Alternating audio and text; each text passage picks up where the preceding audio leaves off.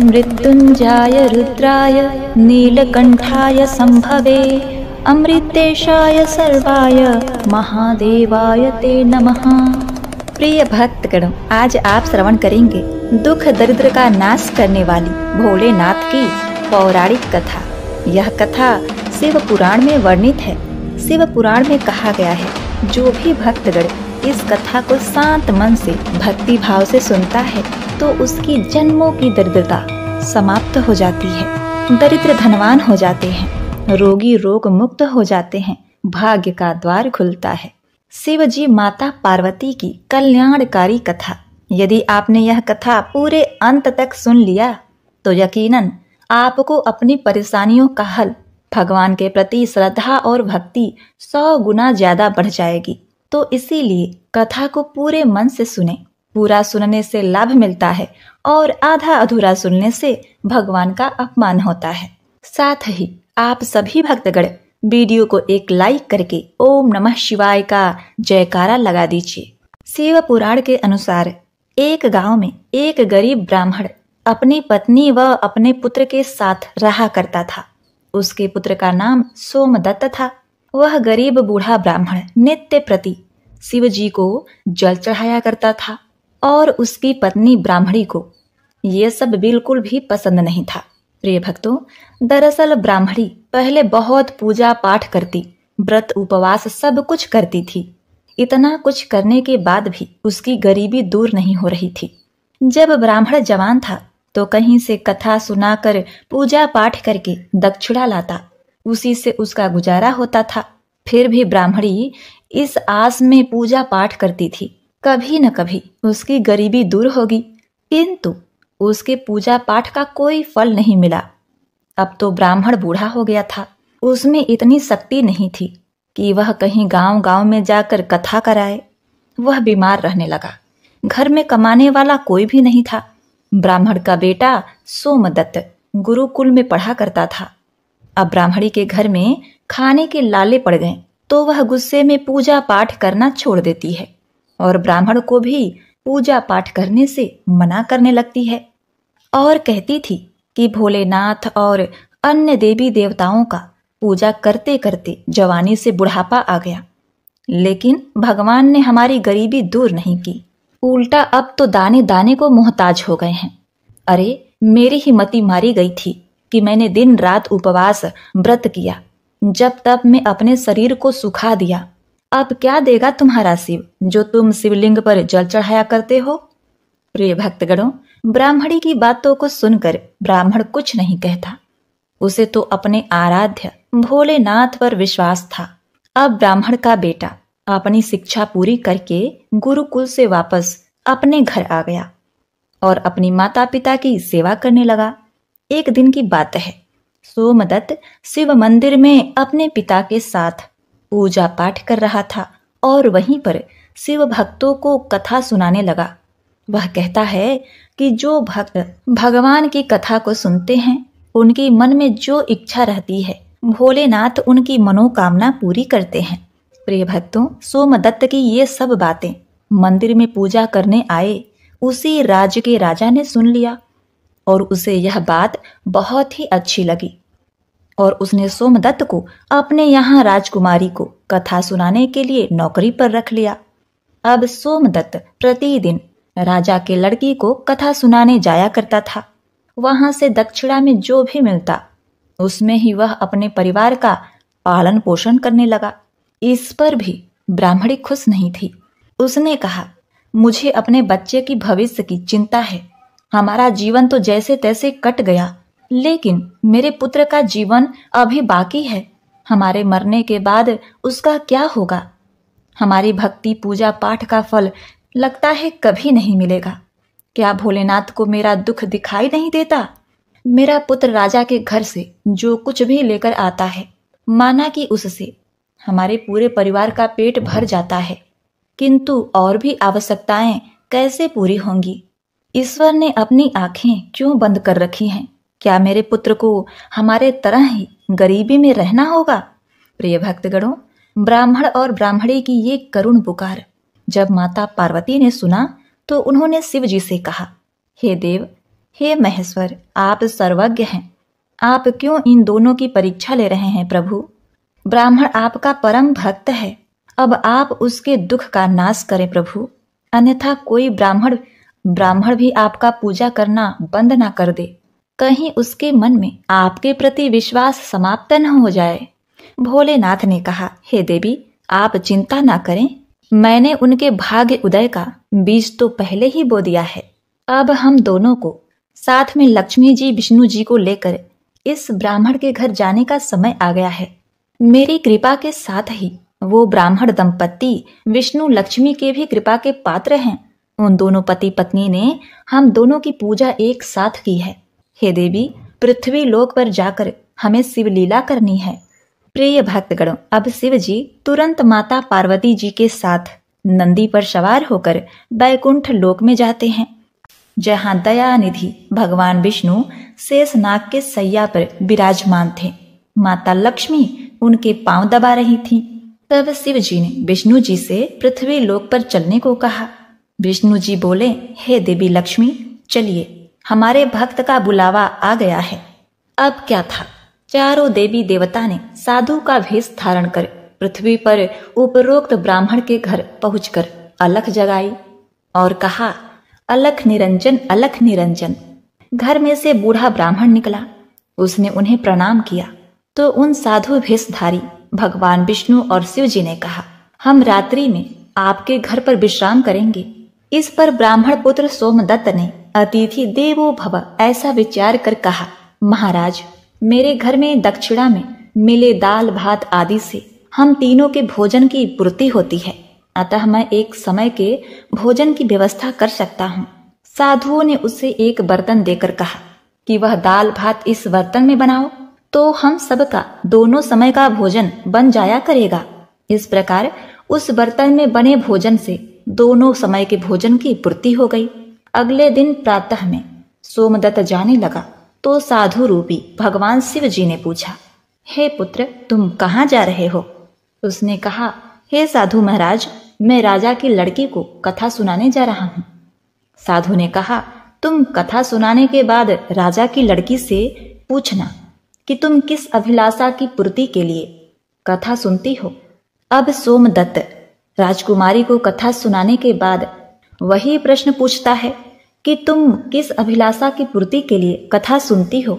राजा की लड़की ने कहा, मैं इस अभिलाषा से कथा सुनती हूँ कि मुझे ऐसा वर मिले जिसकी चर्चा सभी की जबान पर हो, उसके माथे पर चांद और सूरज की रोशनी हो तथा वह भाग्य का ऐसा धनी हो कि उसके कदमों में लक्ष्मी थिरकती हुई हो तथा ऐसी बारात हो जैसी किसी ने अब तक नहीं देखी हो। प्रिय भक्तगणों, अब वापस आकर सोमदत्त ने राजकुमारी की सारी बातें साधुओं को बताई। अब देखिए, अब अगले दिन प्रातः काल में जब वह कथा सुनाने के लिए जाने लगा तो साधुओं ने कहा, बच्चा, आज फिर वही प्रश्न करना। वह फिर से तुम्हें कल वाली बातें बताए तो तुम यह तुरंत कह देना कि जैसा पति तुम्हें चाहिए वैसा केवल मैं ही हूँ। ऐसा कहकर भागा आना। सोमदत्त ने कहा, हे साधु महाराज, कहाँ एक मैं गरीब ब्राह्मण जिसका घर उसकी दी हुई दक्षिणा पर चलता है, और कहाँ वह राजा की पुत्री। राजा मुझे और मेरे परिवार को मृत्यु दंड देकर मौत के घाट उतार देगा, अतः मैं ऐसा नहीं करूंगा। साधुओं ने कहा कि ठीक है, हम तुम्हें परिवार सहित अभी श्राप से भस्म किए देते हैं। सोमदत्त पहले ही उनके चमत्कार से डरा हुआ था। उसने सोचा कि राजा तो बाद में मृत्यु दंड देगा, ये तो अभी अपने श्राप से भस्म कर देंगे। अतः साधुओं को आश्वासन देकर कथा सुनाने के लिए चला गया। कथा सुनाने के बाद सोमदत्त ने कहा, हे राजकुमारी, कल आपने जो बताया था उसके अनुसार जैसा वर तुम्हें चाहिए वैसा वर मैं ही हूँ। ऐसा कहकर तुरंत वह वहां से भाग आया। राजा की पुत्री को एकदम आघात पहुंच गया। उसने दासी के द्वारा अपने पिताजी को बुलाकर सब बात बताई। राजा ने आश्वासन दिया कि उस उदंड ब्राह्मण को उसकी सजा मिलेगी। राजा ने तुरंत अपने मंत्रियों से विचार विमर्श किया। एक वरिष्ठ मंत्री ने कहा, महाराज, उसने अपराध तो फांसी दिए जाने वाला किया है, परंतु वह एक ब्राह्मण है, उसे फांसी देने पर एक ब्राह्मण हत्या का पाप लगेगा। कुछ ऐसा किया जाए कि वह दंडित भी हो जाए और ब्रह्म हत्या का पाप भी न लगे। प्रिय भक्तों, काफी विचार विमर्श करने के बाद तय हुआ कि शादी का निमंत्रण पत्र कुछ शर्तों के साथ भिजवाया जाए। राजा ने शर्तों वाला निमंत्रण पत्र लिखवाकर अपने नौकर के हाथ सोमदत्त के पिता के पास भिजवा दिया। उधर सोमदत्त ने घर पहुंचकर साधुओं को बताया कि आपके कहे अनुसार कहने पर राजकन्या बहुत क्रोधित हो गई। अब शीघ्र ही फांसी का संदेश पहुंचने वाला है। कुछ समय बाद नौकर निमंत्रण पत्र लेकर वहां पहुंच गया। साधुओं ने हलकारे को सम्मान सहित बिठाकर सोमदत्त को निमंत्रण पत्र पढ़कर सुनाने को कहा। पत्र इस प्रकार था, हे ब्राह्मण पुत्र, हमें तुम्हारा शादी का प्रस्ताव मंजूर है, परंतु साथ साथ हमारी कुछ शर्तें भी हैं। हमारे द्वारा सभी शर्तें पूरी करने पर हम अपने कन्या का विवाह तुम्हारे साथ कर देंगे। शर्तें पूरी न होने पर तुम्हें परिवार सहित फांसी दे दी जाएगी। शर्तें इस प्रकार से है। पहला शर्त, बारातियों के ठहरने वाले सभी बारात घर तथा बनाए गए सभी तंबू बारातियों से भरे होने चाहिए। कोई भी तंबू खाली नहीं रहना चाहिए। दूसरा शर्त, बारातियों के आतिथ्य सत्कार में बनाई गई सभी खाद्य सामग्री उपयोग होनी चाहिए, कुछ भी बचना नहीं चाहिए। तीसरा शर्त, ऐसी अद्भुत बारात आनी चाहिए जिसकी प्रशंसा हर व्यक्ति के जबान पर हो। बारात आने पर यदि कोई भी शर्त अधूरी होगी तो बारात में आने वाले सभी बारातियों को फांसी दे दी जाएगी। पत्र पढ़कर सोमदत्त डर से कांपने लगा। साधुओं ने कहा, तुम डरो नहीं, नौकर को भोजन खिलाकर पत्र का उत्तर देकर विदा करो और पत्र में लिखो कि आप विवाह की तैयारी करें, हम फला दिन बारात लेकर आ रहे हैं। नौकर को भोजन में दाल भात परोसा गया। नौकर की थाली में चमत्कार से 36 प्रकार का भोजन बन गया। विदाई में साधुओं ने, जो कि भोलेनाथ और विष्णु जी थे, उसे मुट्ठी भर धुनी की राख व पत्र देकर विदा किया। बाहर आकर नौकर ने देखा कि वह राख नहीं बल्कि हीरे मोती हैं।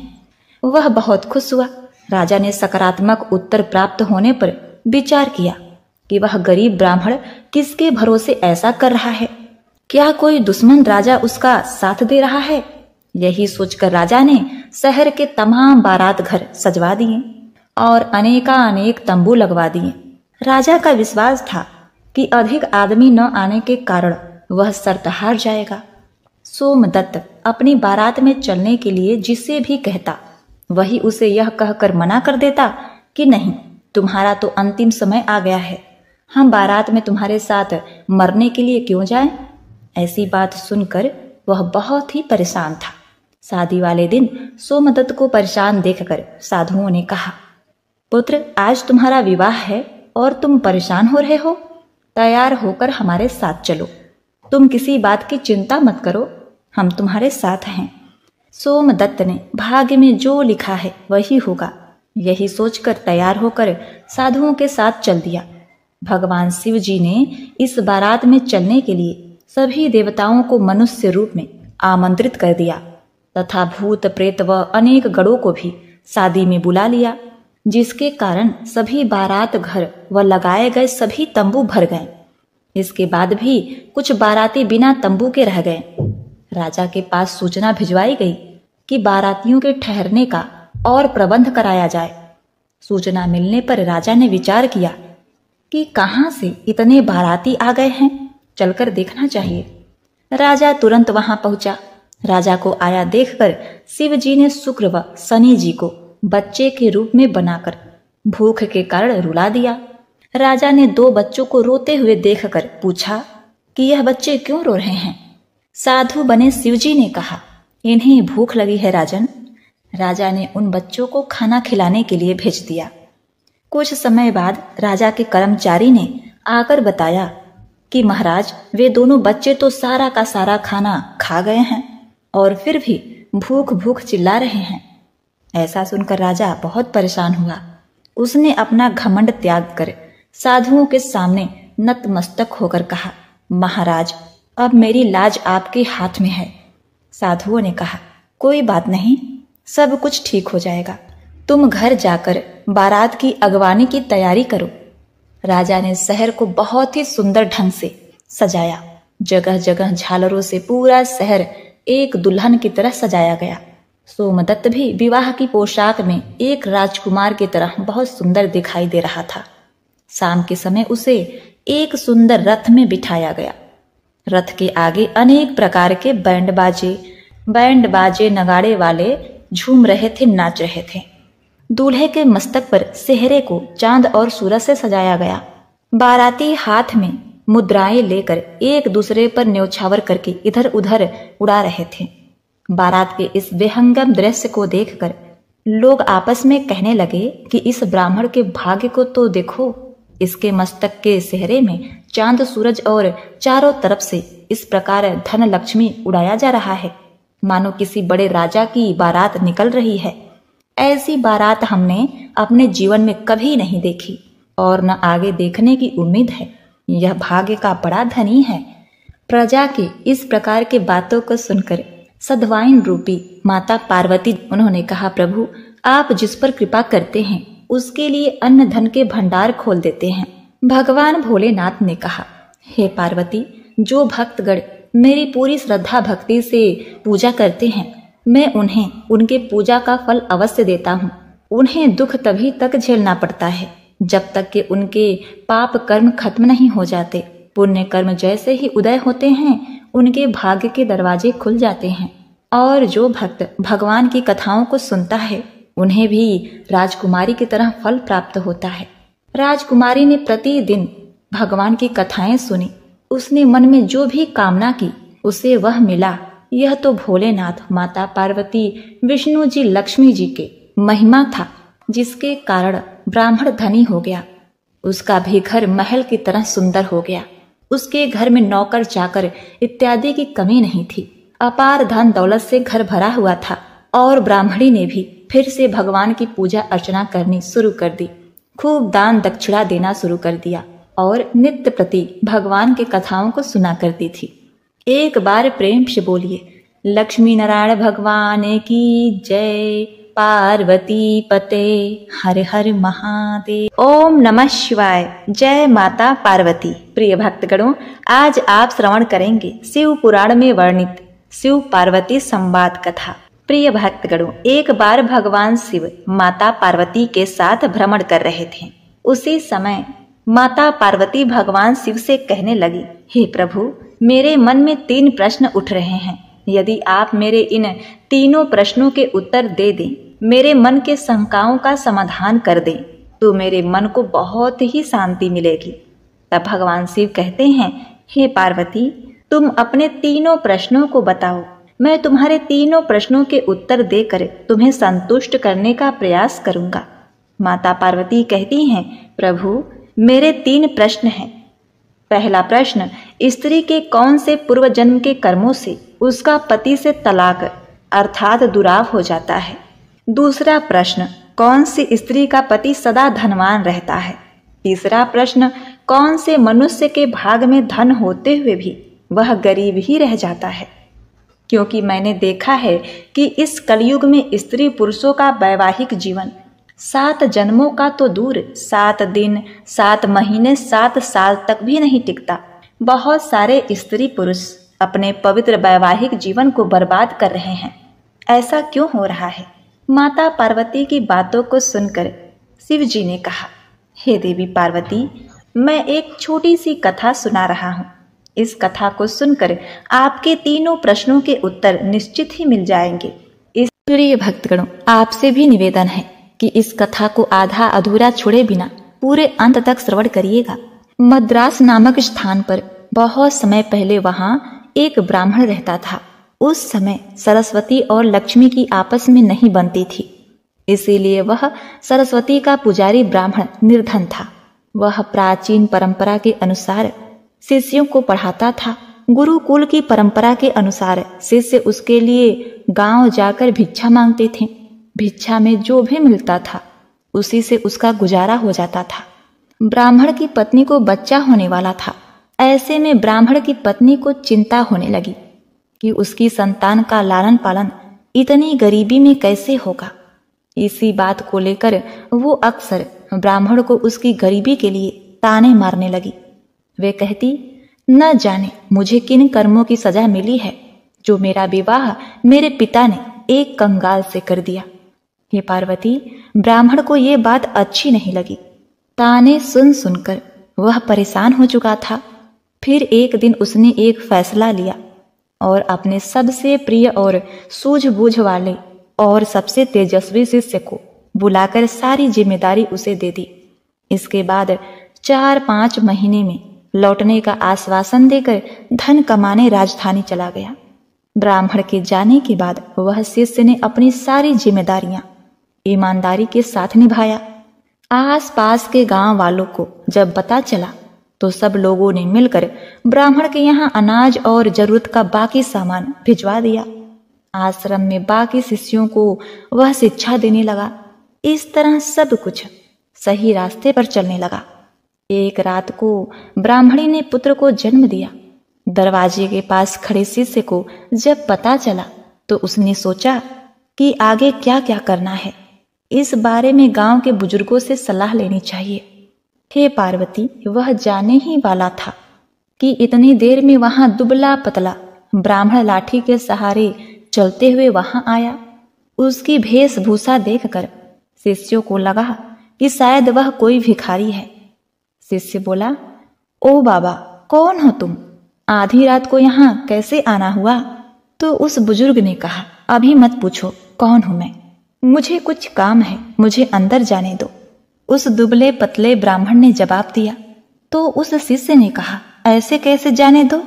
कम से कम अपना परिचय तो दीजिए। और भला आप इस स्थिति में एक असहाय स्त्री के पास कैसे जा सकते हैं? शिष्य दरवाजे पर रास्ता रोके हुए खड़ा था।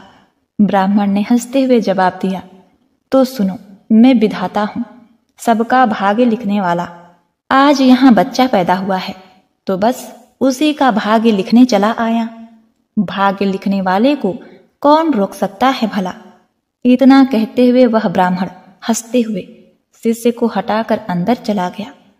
जब वह बाहर आया तो उस शिष्य ने उत्सुकतावश पूछा, महाराज, आपने क्या लिखा उस नन्हे बच्चे के बारे में, मेरे गुरु भाई के बारे में?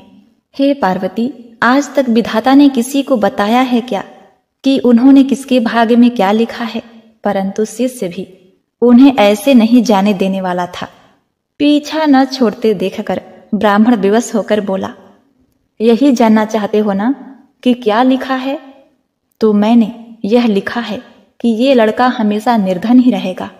इसके पास घर में एक गाय और एक बोरा अनाज के अलावा कुछ भी नहीं रहेगा। कितना भी परिश्रम कर ले, यह धन नहीं कमा पाएगा। इतना कहते ही वह ब्राह्मण वहां से चला गया। शिष्य को उसके इस व्यवहार पर बहुत गुस्सा आया, परंतु वह ब्राह्मण अब जा चुका था, इसलिए कुछ किया नहीं जा सकता था। हे पार्वती, कुछ महीने बाद गुरुकुल का ब्राह्मण लौट आया। आकर जब उसने देखा कि सब कुछ व्यवस्थित ढंग से चल रहा है तो उसे बड़ी ही प्रसन्नता हुई। अपने साथ वह काफी धन कमाकर लाया था। अब उसे किसी बात की कोई चिंता नहीं थी, इसीलिए उसका जीवन अब हंसी खुशी गुजरने लगा। लेकिन वह खुशी ज्यादा दिन तक न टिक सकी। सब धन खत्म हो गया और कमाई का और कोई साधन न होने से एक बार फिर गरीबी आ गई। हे पार्वती, अब सुनो। अब ब्राह्मण का परिवार 2 साल पहले वाली हालत में आ गया। इस बार फिर ब्राह्मणी को बच्चा होने वाला था। ऐसे में जब ब्राह्मण ने शिष्य से अपनी स्थिति के बारे में विचार विमर्श किया तो शिष्य ने उसे फिर से राजधानी जाने की सलाह दी। हे पार्वती, ब्राह्मण पहले की तरह अपनी सारी जिम्मेदारी अपने उसी बुद्धिमान शिष्य के कंधों पर छोड़कर राजधानी चला गया। सब कुछ वैसे ही फिर से चलने लगा जैसे पहले चलता था। फिर से गांव के लोग अनाज व जरूरी सामान दे गए। समय आने पर ब्राह्मणी की कोख से एक कन्या ने जन्म लिया। जब शिष्य को इस बात की खबर हुई तो वह गुरु बहन को देखने के लिए गया, लेकिन उसके पहुंचने से पहले ही वहां वही दुबला पतला ब्राह्मण पहुंच गया था। जो अपने आप को विधाता बता रहा था। उसे देखकर शिष्य को गुस्सा तो बहुत आया, परंतु वह कर भी क्या सकता था। हे पार्वती, जब वह ब्राह्मण भाग्य लिखकर बाहर निकले तो शिष्य ने पूछा, कहो महाराज, अब कौन सा चक्रव्यूह रचकर आए हो? उस ब्राह्मण ने कहा, अरे भाई, गुस्सा क्यों होते हो? मैं तो यहाँ बस अपना काम करने आया था। सबका अपना काम है, मेरा भी काम है, इसमें मैं क्या कर सकता हूँ? हे पार्वती, इस प्रकार से चेहरे पर व्यंग्यात्मक मुस्कान लिए हुए ब्राह्मण ने कहा। तो शिष्य बोला, अच्छा महाराज, ठीक है, मगर बताओ तो सही, आखिर मेरी गुरु बहन के भाग्य में क्या लिखा आपने? तब उस ब्राह्मण ने कहा, इस लड़की का विवाह नहीं होगा। हाँ, लेकिन इसे देखने वाले बहुत आएंगे, फिर भी ये सारा जीवन कुंवारी ही रहेगी। इतना सुनते ही शिष्य को गुस्सा आ गया और उसने उस ब्राह्मण को वहां से भाग जाने के लिए कहा। ब्राह्मण पहले की ही भांति मुस्कुराता हुआ चला गया, लेकिन उस शिष्य के मन को अशांति दे गया। वह सोच में पड़ गया कि अगर ये सच में विधाता था तो उसके गुरु भाई और गुरु बहन का भविष्य क्या होगा, कैसे कटेगा उनका जीवन। हे पार्वती, मैं क्या कहूँ। खैर, धीरे धीरे समय बीतने लगा। 1 साल, 2 साल, 3 साल, करते करते कई साल बीत गए। शिष्य का गुरु यानी कि वह ब्राह्मण वापस नहीं आया। राजधानी से जितने व्यक्ति आते उतनी बातें करते। कोई कहता ब्राह्मण की मृत्यु हो गई, कोई कहता वह अपनी पत्नी से परेशान थे, इसलिए संन्यास लेकर जंगल में चले गए। शिष्य भी ब्राह्मण के घर और गुरुकुल की सारी जिम्मेदारी संभाल रहा था। सबके साथ साथ उसने अपने गुरु भाई और गुरु बहन को भी शिक्षा देकर उन्हें शिक्षित कर दिया। ये पार्वती, इस तरह 18 साल बीत चुके थे। ब्राह्मणी का पुत्र 20 वर्ष का हो गया। शिष्य को अब लगने लगा कि अब उसका गुरु भाई गुरुकुल की व्यवस्था संभालने लायक हो गया है। इसी विचार से अब शिष्य अपनी सारी जिम्मेदारी उसे देकर वहां से विदा लेना चाहता था। ब्राह्मणी व उसके पुत्र और पुत्री ने उस शिष्य को रोकने का बहुत प्रयास किया, मगर सब व्यर्थ था। हे पार्वती, शिष्य जब जा रहा था तब गुरु भाई उसे छोड़ते हुए कुछ दूर तक उसके साथ गया। जब गुरु भाई आशीर्वाद लेकर वापस लौटने को हुआ तब उस शिष्य ने कहा, भाई, मैं जा रहा हूं, मगर जो मैं अभी तुम्हें जो 2 बातें बताऊंगा उस बात का ध्यान रखना। पहला, कभी भी अपने घर पर अनाज से भरा हुआ बोरा और दूध देने वाली गाय मत रखना। अगर तुमने दोनों रखें तो तुम सारा जीवन निर्धन ही रहोगे। दूसरा, जब भी कोई व्यक्ति तुम्हारी बहन के विवाह के संबंध में बात करने आए तो उसे 100 सोने की मोहरें देकर जाने को बोलना, और जब वो 100 मोहरें तुम्हें दे दे तभी अपनी बहन उन्हें दिखाना। हे पार्वती, लड़के ने वैसा ही करने का वादा करके शिष्य को विदा किया और आश्रम में लौट आया। अगले ही दिन गांव के एक पुरोहित के यहाँ से एक दुधारू गाय और एक बोरा अनाज उस लड़के के घर भिजवा दिया। लड़के ने उसी समय गाय और अनाज का बोरा बेच दिया। अगले दिन फिर किसी ने एक बोरा अनाज और एक दुधारू गाय भेजी। लड़के ने फिर वैसा ही किया। अब आए दिन गायें और अनाज के बोरे आने लगे। लड़का उन्हें अपने वायदे के अनुसार बेचता गया। इससे उसका भाग्य बदल गया और जल्द ही वह अमीर हो गया। थोड़े ही दिन में उसकी बहन के विवाह की उम्र हो गई। विवाह के लिए कई लोग लड़के से संपर्क करने लगे। उस लड़के को अपना वादा याद था। उसकी बहन को जो भी देखने आता वह उससे 100 स्वर्ण मुद्राएं लेता। इस तरह वह और भी धनी हो गया। उसका जीवन सुखमय हो गया। इसी तरह कई साल बीत गए। एक दिन उस शिष्य का मन हुआ कि क्यों न अपने गुरु के परिवार को देख लिया जाए कि उनका भाग्य कैसा चल रहा है। हे पार्वती, इसी विचार के साथ वह चल दिया। अभी वह गांव के बाहर ही पहुंचा था कि उसे वहीं दुबला पतला ब्राह्मण एक गाय, एक बोरा अनाज और एक पोटली में मुद्राएं ले जाते हुए दिखाई दिया।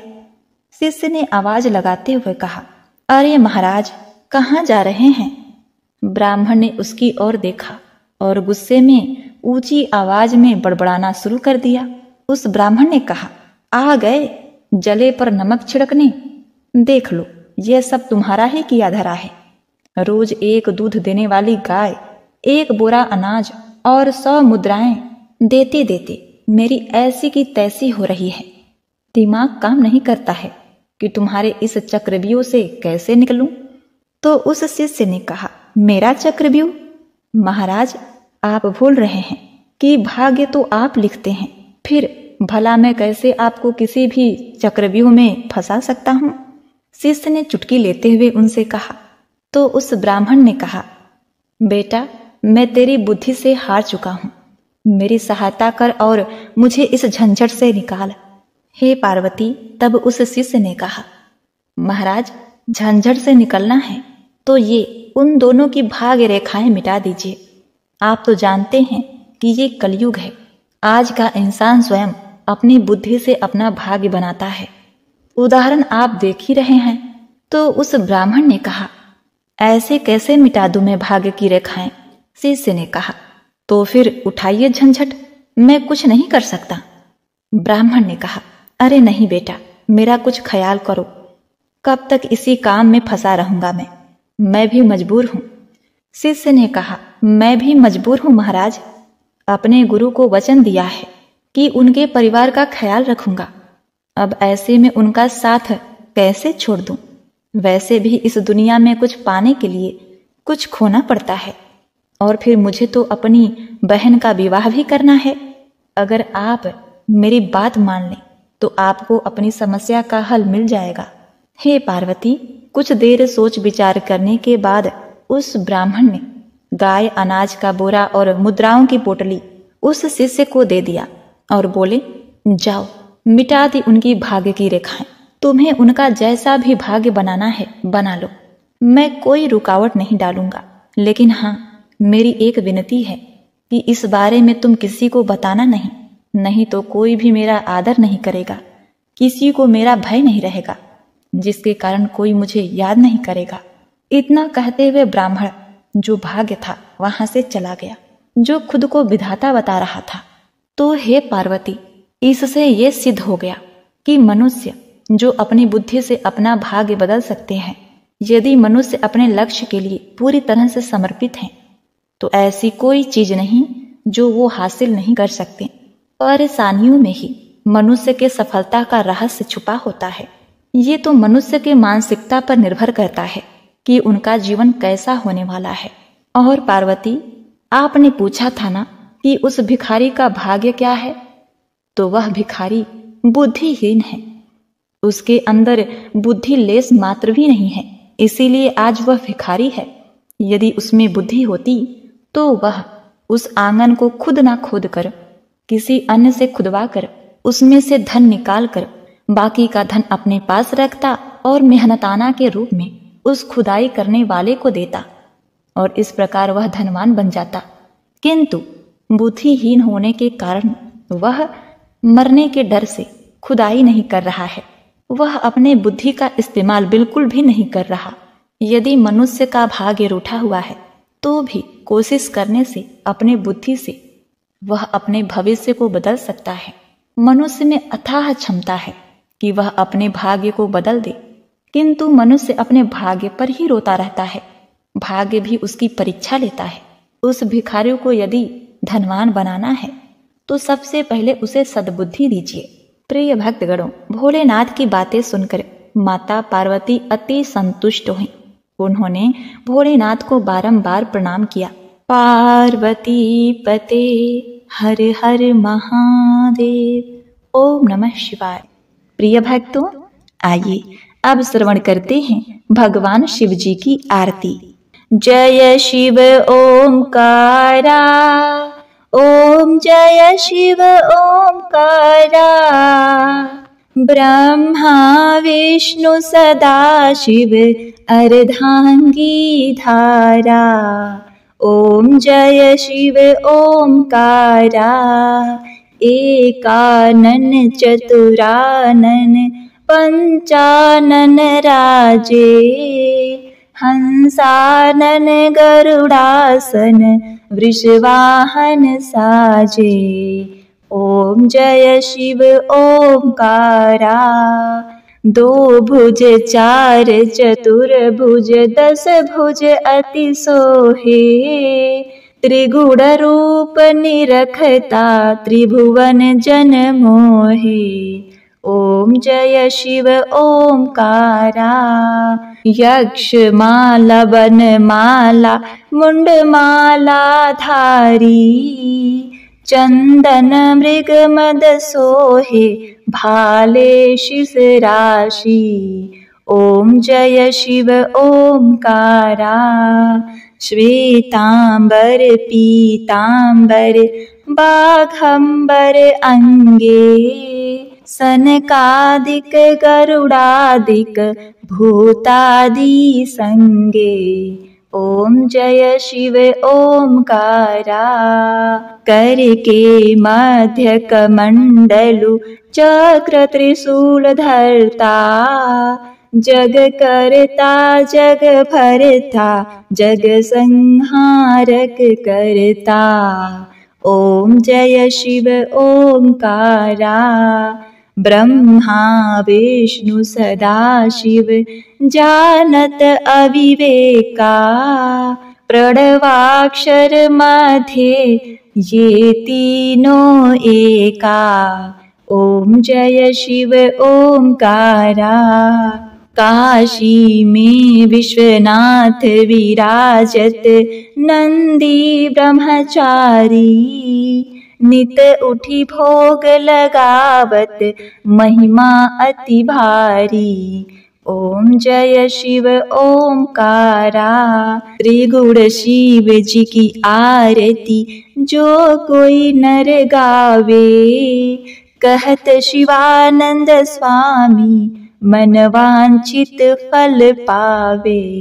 ओम जय शिव ओंकारा। कर्पूर गौरम करुणावतारम संसार सारम भुजगेन्द्रहारम। सदा वसंतं हृदयारविंदे भवं भवानी सहितं नमामि।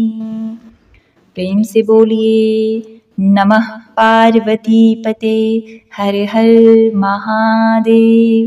ओम नमः शिवाय। प्रिय भक्तों, भगवान शिव जी की चालीसा और आरती यहीं पर संपूर्ण हुई। यदि आपको हमारी वीडियो अच्छी लगी है तो आप चैनल को सब्सक्राइब करके वीडियो को लाइक शेयर अवश्य करिएगा।